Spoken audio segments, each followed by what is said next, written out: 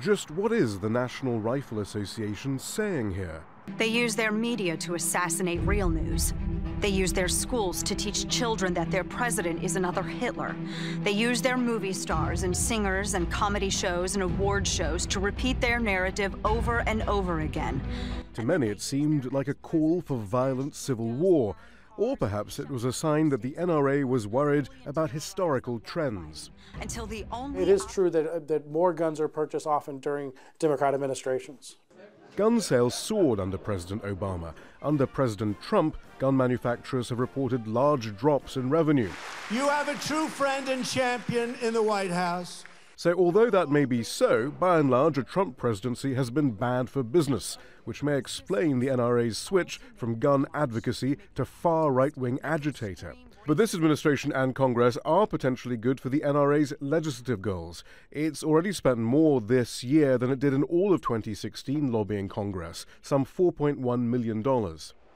Its key aims are to convince legislators to deregulate the sale of silencers and make sure all states recognize each other's concealed carry licenses, the right of a gun owner to carry their weapon covertly in public. But the NRA faces a complex demographic challenge. The polls show consistent majorities for gun control and safety measures. Nonetheless, gun ownership has held steady for years at around a quarter of adults. It's young people who are a particular challenge for the NRA. Although the polls show they support concealed weapons and assault weapon sales, they're least likely to own a gun. They support sales restrictions, a national gun registry, and have the least regard for the NRA. Millennials have different beliefs about guns than have often been the case. They've lived in a world with concealed carry for basically their entire life throughout most of the nation.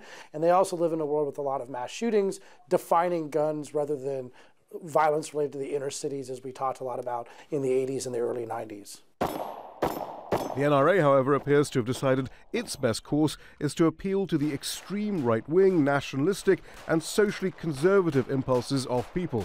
Gun safety advocates hope this is precisely the wrong strategy to win over a new generation of gun owners. Shihab, Rattansi, Al Jazeera.